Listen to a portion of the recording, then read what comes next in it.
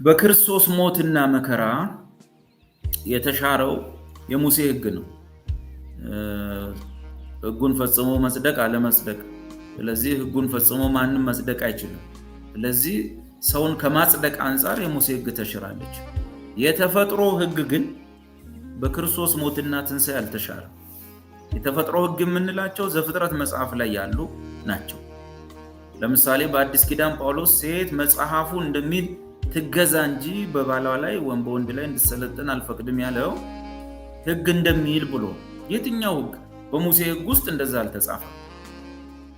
በሙሴ ሕግ ውስጥ ሳይሆን በፍጥረት ሕግ ውስጥ ነው። ዘፍጥረት ላይ ያሉ ሕጎች የተፈጥሮ ሕጎች የሚባሉ ናቸው።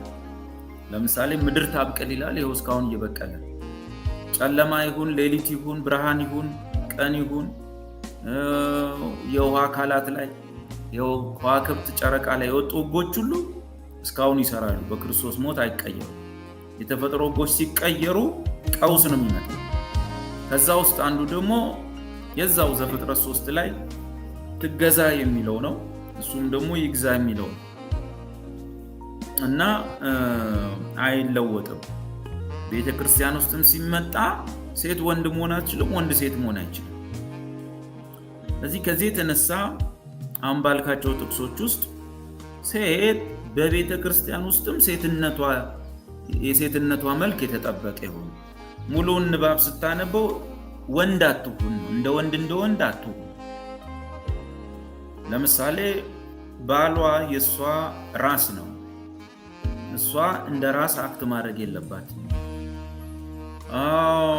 ባሏን ሊሸማቀቅ የሚችልበትን ድርጊት በቤተ ክርስቲያን መካከል ማድረግ የለባትም። ባጭሩ ወንዶች እንደሚሆኑት አትሁን ነው። ሙሉን አነበስት ጨርሰው መጨረሻ ላይ እንደ ወንድ አያድርጋት።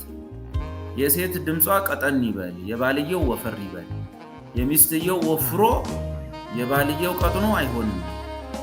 ተፈጥሯዊ አይደለም።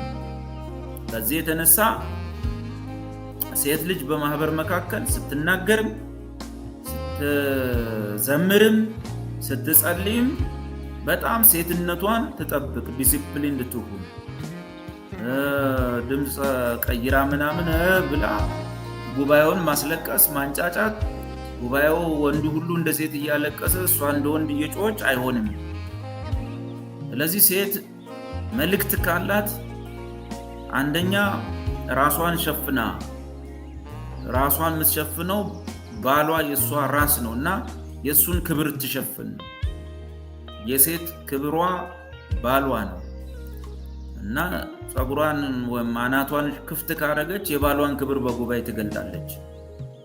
ስለዚህ የባሏን ክብር ትሸፍን። ልክ ስትሸፍን በአየር ላይ ላሉ አለቆች የሚታወቀው የባሏን ክብር እንደሸፈነች ነው። ከመላእክት የተነሳ ራሷን ትሸፍን የሚለው ማለት ነው። ለዚህ ሴት ልጅ በማህበር መካከል ሴትነቷ መጠበቅ አለበት።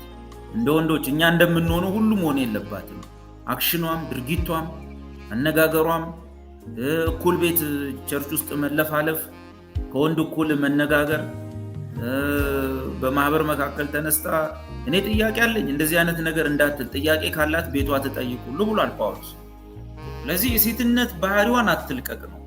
አሁን ካለው የቤተ ክርስቲያን ሁኔታ ጋር ስታየው እንዴት ነው ላልከው ደግሞ ያው ከቃሉ ውጭ ነው ማለት ነው። ቤተ ክርስቲያን እንደዚህ አይነት ለምሳሌ የሴት ፓስተር የለም መጽሐፍ ቅዱስ ውስጥ። የሴት ሐዋርያ የሚባል የለም። የሴት ሽማግሌ የሚባል የለም። ስነ ተፈጥሮም አይፈቅድም ማለት ነው።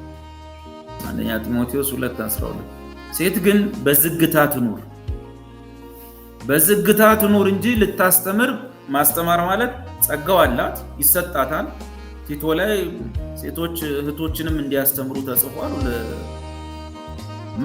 ልታስተምር የሚለው ሐሳብ ምንድን ነው? በዝግታ ትኑር ይልና ልታስተምር ወይም ተርጉሞታል እዛው በወንድ ላይ ልትሰለጥን አልፈቅድም ብሎ በወንድ ላይ ማህበሩን እያስለቀሰች እሷ እየደነፋች ባልየው ቅድም እንዳልኳቸው ሆኖ እሷ እንደዛ ምናምን ነውር ነው ለሴት ልጅ። እኔ ሚስቴ እንደዛ ብትሆን ለእኔ ፍረት።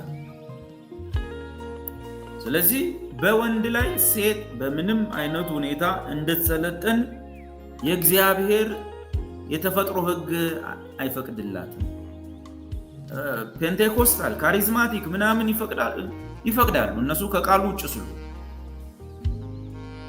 ሴትን በቤተ ክርስቲያን ውስጥ ፓስተር የሚያደርግ ሐዋርያ ምናምን እጅ እየጫነች ለሁሉ የምትጸልይ የሚያደርግ ማህበር ቀላል ነው መልሱ። በእግዚአብሔር ቃል ላይ ያመፀ ቤተ ክርስቲያን አለቀ። መጽሐፉ ምክንያት ያደረገው እሷ ቴዎሎጂ የላትም አላት በሚል አይደለም፣ ወንድና ሴት በሚል አዳም ቀድሞ ተፈጥሯልና በኋላም ሔዋን ተፈጠረች ብሎ ስነ ፍጥረትን ነው የሚለው። የተታለለም አዳም አይደለም። ሴቲቱ ግን ተታላ በመተላለፍ ወደቀች ነው። ዲሲቭድ በመደረግ ከወንዶች ይልቅ ሴቶች ፈጣን ናቸው። ጌታን በጣም ስለሚወዱት የሆነ ያዩት ብርሃንም ይሁን ነጭ የለበሰ ሁሉ ጌታ ብለው ነው የሚቀበሉት። ጌታ ተናገረኝ ነው የሚለው። የብርሃን መልአክ መስሎ ሴጣን ቀይሮ ሰላም ላንቺ ይሁን ቢላት ጌታ ነው የምትለው። መጽሐፉ ነው የሚለው። ከመጀመሪያም የተታለለው አዳም አይደለም። ምክንያቱም ብዙ ሰው ሴጣን አዳምና ሔዋንን አታሏቸው ስለሚል፣ በጭራሽ ሴጣን አዳምና ሔዋንን አላታለለም፣ ሔዋንን ያታለለ።